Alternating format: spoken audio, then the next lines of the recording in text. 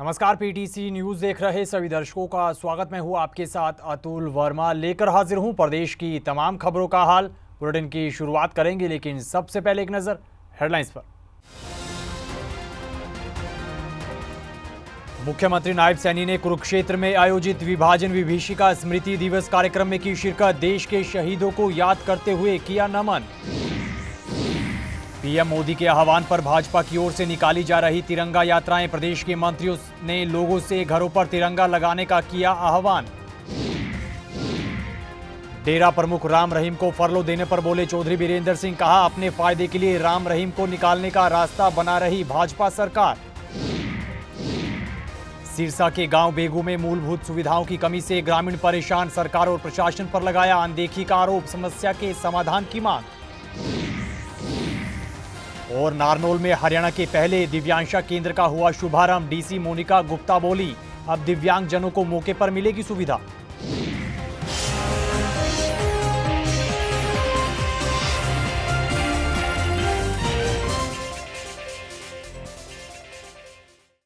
चलिए बुलेटिन की शुरुआत करते हैं। प्रदेश के मुख्यमंत्री नायब सिंह सैनी ने कुरुक्षेत्र में आयोजित विभाजन विभीषिका स्मृति दिवस कार्यक्रम में शिरकत की है और इस दौरान उन्होंने देश के शहीदों को याद करते हुए नमन किया है। कार्यक्रम को संबोधित करते हुए मुख्यमंत्री नायब सिंह सैनी ने कहा कि कुरुक्षेत्र की ऐतिहासिक भूमि पर विभाजन विभीषिका दिवस मनाया जा रहा है और ये दिन भारत के विभाजन में पूर्वजों को याद करने का दिन है, उन्हें सच्ची श्रद्धांजलि देने का दिन है।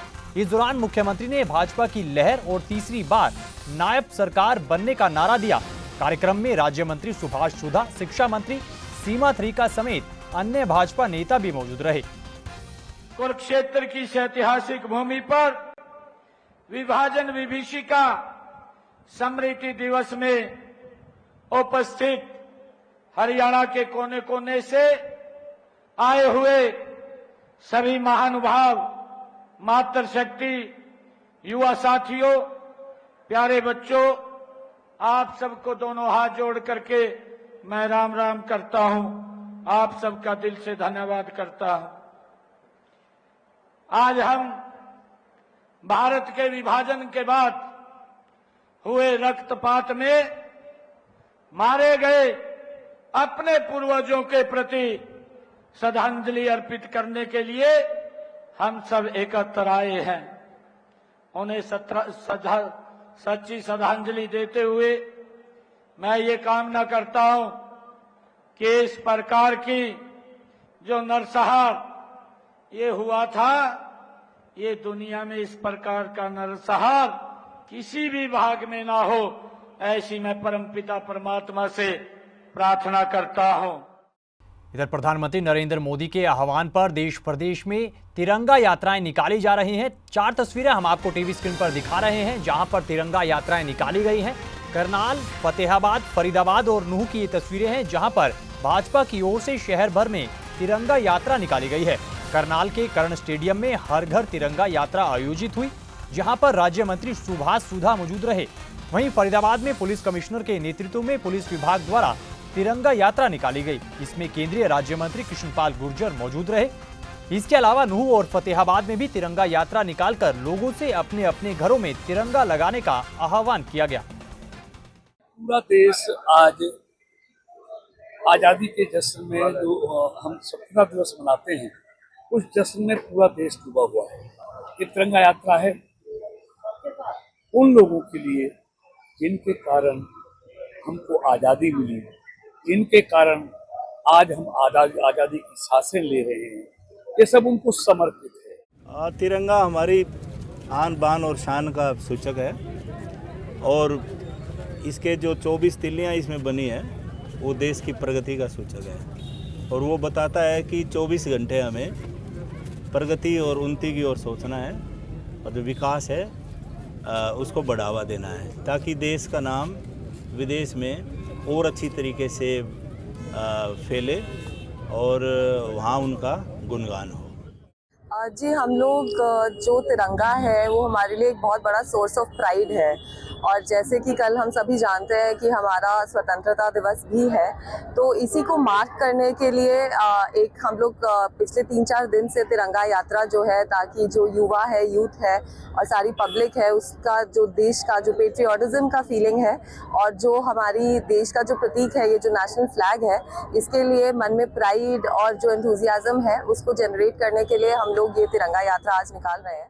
स्वतंत्रता दिवस के मौके पर अंबाला शहर में पुलिस विभाग की ओर से भी तिरंगा यात्रा निकाली गई। इस दौरान बड़ी संख्या में पुलिसकर्मी, बड़ी संख्या में स्कूली बच्चे और अन्य लोगों ने हिस्सा लिया। वहीं कार्यक्रम में प्रदेश के परिवहन मंत्री असीम गोयल बतौर मुख्य अतिथि मौजूद रहे। कार्यक्रम अंबाला शहर के हर्बल पार्क में आयोजित हुआ। वहीं मंत्री असीम गोयल ने पीएम मोदी के नेतृत्व की जमकर सराहना की। देश के जननायक प्रधानमंत्री नरेंद्र मोदी जी ने एक आह्वान किया, हर घर तिरंगा, हर आंगन तिरंगा, हर तन तिरंगा, हर मन तिरंगा, हर जन तिरंगा।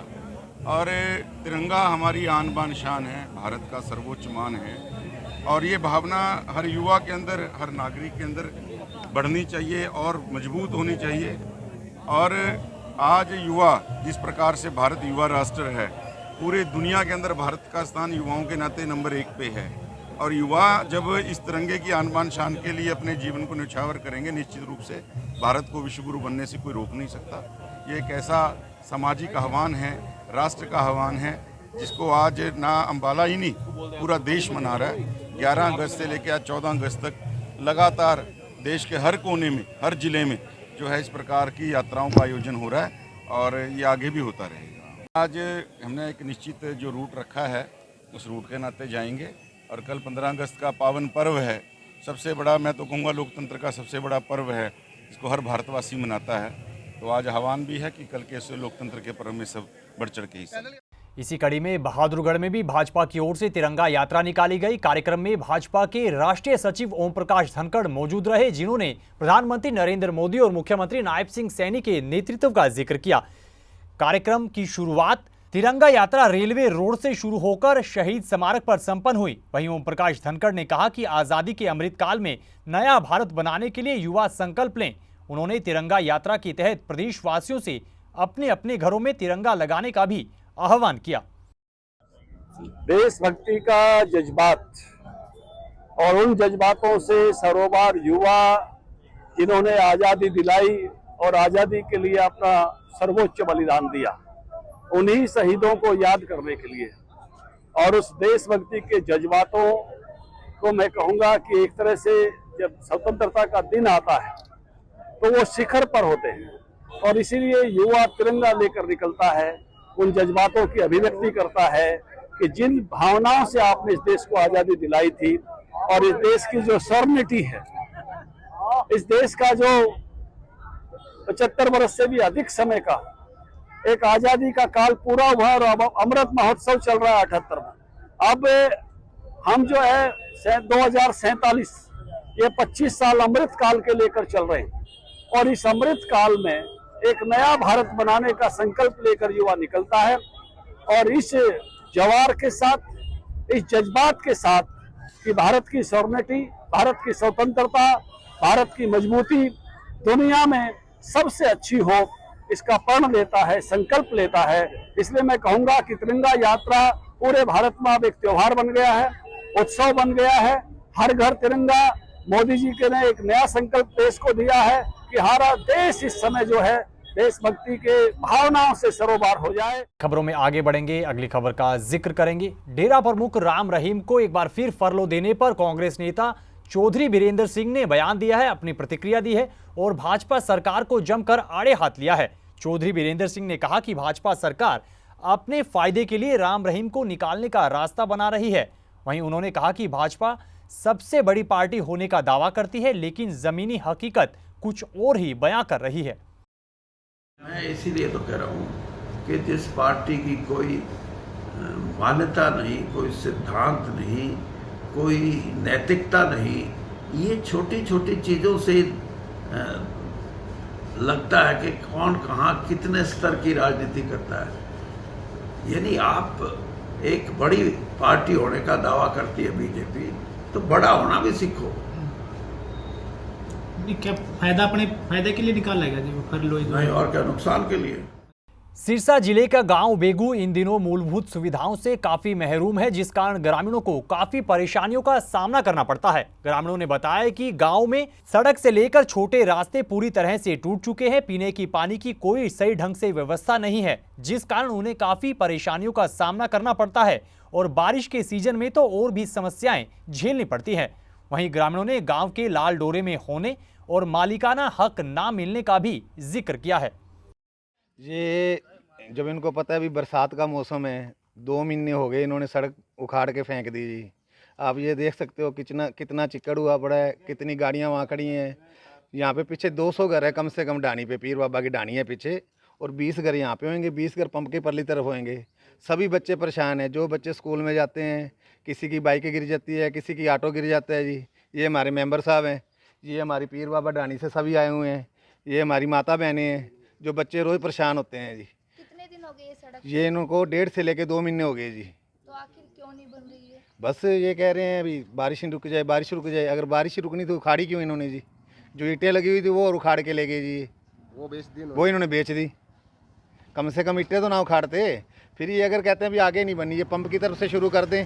एक बार पंप की तरफ से शुरू करके पीर बाबा ढाणी तक बना दें, कल को आगे जब फिर बनेगी फिर आगे बना दें। फिर मान लो बेगू में पीने के पानी का मुद्दा है, हमने इलेक्शन में पीछे भी उठाया था, भी हमें पीने का पानी दिया जाए। 4 जून से लेके अभी तक कोई सुनवाई नहीं हुई। ढाणी में कोई स्कूल नहीं है, ना कोई पंचायती जगह है, ना स्कूल की जगह है, किसी चीज़ की कोई जगह नहीं है। सारे ढाणी के बच्चे हैं, बरसात आज बड़ी दिक्कत होती है स्कूल में जाएं तो। समस्या यह है जी, हमारी सड़क बननी चाहिए, बिल्कुल साफ़ होनी चाहिए। हमारे बच्चे बहुत तंग होते हैं, हम बुजुर्ग हैं, कई बार गिर जाते हैं। हमारी सड़क सरपंचों ने पाड़ी क्यों? ये पाड़ी है तो वो ईंटें उठा उठा कर उन्होंने बेच ली। क्यों वो ईंटें क्यों बेची? हम मांग करते हैं हमारी सड़क बने और लाइटें लगे, हमारे बच्चे कहाँ स्कूल जाएंगे। आगे बढ़ते हैं। जींद में डेंटल डॉक्टर्स ने अपनी मांगों को लेकर सांकेतिक हड़ताल की है। इस दौरान सांकेतिक हड़ताल के बीच मरीजों को कुछ परेशानियों का सामना करना पड़ा। वहीं डेंटल डॉक्टर्स ने एक बार फिर से अपनी मांगों को रखा, अपनी मांगों का जिक्र किया और कहा कि वो मुख्यमंत्री नायब सिंह सैनी के समक्ष अपनी मांगों को रख चुके हैं, लेकिन उनकी मांगों को अनदेखा किया जा रहा है। वहीं डेंटल डॉक्टर्स ने अपनी मांग को एक बार फिर से दोहराते हुए 650 डॉक्टर्स को एसीपी दिए जाने की मांग की है। जान निकलवाने आई थी, दर्द हो रहा है, 10-15 दिन से दिक्कत है। तो फिर तो आज आई हूँ, फिर कहते हैं 10 से 12 हड़ताल है। डॉक्टर तो देख नहीं, परेशानी हो रही है, परेशानी बहुत हो रही है। तो डॉक्टर क्या करें? डॉक्टर कह रहे हैं अभी 12 बजे के बाद। ये हरियाणा सिविल डेंटिस्ट्स एसोसिएशन की पूरे हरियाणा में आज 10 बजे से लेकर 12 बजे तक पेन डाउन स्ट्राइक है। और इससे पहले हमने 12 तारीख को और 13 तारीख को सीएमओ पूरे हरियाणा के सिविल सर्जन को ज्ञापन दिया, डीसीज को दिया, ज्ञापन दिया। और मेन हमारी डिमांड है 5 साल, 10 साल और 15 साल के बाद हरियाणा के जो 650 डेंटिस्ट हैं उनको पूरे 100% एसीपी मिलना चाहिए। अब जो एसीपी मिल रहा है वो 5 साल, 11 साल और 17 साल में मिल रहा है, और 11 साल भी 25% को मिल रहा है और 17 साल में 20% को मिल रहा है। मेन हमारी मुख्य मांग ये है, और सारी मांगे हमने सीएम साहब को पिछले 2-3 महीने से सारी हमने दी हुई है। कई बार हमें आश्वासन मिल चुका है, और पूरे के पूरे हरियाणा के जो डेंटल सर्जन हैं पूरे शांतिपूर्वक ढंग से अपना आंदोलन चलाए हुए हैं। यदि फिर भी हमारी आजकल में नहीं मानी जाती बातें, तो 16 तारीख को पूरे हरियाणा के 650 डेंटल सर्जन पूरे दिन ओपीडी करेंगे, मरीजों का काम करेंगे भूखे रह के, सुबह से 8 से लेकर 2 बजे तक। उसके बावजूद कुरुक्षेत्र में शनिवार को शाम को 6 बजे से लेके और 8 बजे तक अंबेडकर भवन से लेके सीएम रेजिडेंस तक बिल्कुल शांतिपूर्वक ढंग से कैंडल मार्च करेंगे, ताकि हमारी कोई सुन ले। और 2-3 बार हम सीएम साहब से मिले भी हैं, लेकिन हमें सांत्वना ही मिली है, लेकिन अभी तक उस पर कोई भी कार्रवाई नहीं हुई है। फिर भी यदि नहीं हमारी कोई कार्रवाई होती, 19, 20, 21 को फिर हम मुख्यमंत्री जी से, जितने विधायक एमएलए एमपी से मिलेंगे। और फिर भी हमारी यदि कोई भी नहीं कार्रवाई होती, 22 तारीख को मास कैजुअल लीव लेंगे हरियाणा के सारे डेंटल सर्जन, और 24 को हर जिले पे भूख हड़ताल करेंगे। खबरों में आगे बढ़ेंगे, अगली खबर का जिक्र करेंगे। नारनौल में हरियाणा के पहले दिव्यांशा केंद्र का शुभारंभ हो गया है। इस मौके पर जिला उपायुक्त मोनिका गुप्ता मौजूद रही। उन्होंने कहा कि हरियाणा का पहला दिव्यांशा केंद्र नारनौल में खोला गया है, और दिव्यांशा योजना के शुरू होने से अब दिव्यांगजनों को कृत्रिम अंग और अन्य सामग्री वितरित करने के लिए समय नहीं लगेगा, और उसी दिन जांच पड़ताल कर दिव्यांगजनों को जरूरी सामान मौके पर दिया जाएगा। मैंने रेड क्रॉस में आया है और अभी अप्लाई करा है और अभी मेरे को साइकिल मिल गई। क्या कहोगे, कैसा लगा? अच्छा लगा, बहुत अच्छा। प्रधानमंत्री मोदी ने बहुत बढ़िया किया, हमारी सहायता बहुत अच्छी करी। पहले कितना टाइम लग जाता था? पहले बहुत ज़्यादा साल भर लग जाती, अभी मिनट में हो जाता है। देखिए, आज हमने प्रधानमंत्री दिव्यांगता केंद्र जो है नारनौल रेड क्रॉस भवन के अंदर उसका उद्घाटन किया है और मुझे बताते हुए बहुत प्रसन्नता हो रही है कि हमारे हरियाणा राज्य का पहला दिव्यांगता केंद्र है और यहाँ पर कोई भी दिव्यांगजन या वृद्ध व्यक्ति जो 60 वर्ष की आयु से ऊपर है वो आएगा और आकर अपना जो भी उसको सहायक उपकरण चाहिए, चाहे वो व्हीलचेयर हो, चाहे वो मोटराइज्ड ट्राईसाइकिल हो या उनके लिए स्टिक हो, कुछ भी हो, कैलिपर चाहिए हो, किसी भी प्रकार का जो सहायक उपकरण होता है, ब्लाइंड के लिए स्मार्टफोन है यहाँ पर, वो आएंगे, उनका मौके पे असेसमेंट होगा और हाथों हाथ उनको वो सामान जो है दे दिया जाएगा। ये एक बहुत ही बड़ा, मैं कहूँगी, चेंज है। तो इस खबर के साथ फिलहाल इस बुलेटिन में इतना ही, लेकिन पीटीसी न्यूज़ पर खबरों का सिलसिला बदस्तूर जारी है। आप बने रहिए पीटीसी न्यूज़ के साथ। फिलहाल के लिए दीजिए इजाजत। नमस्कार।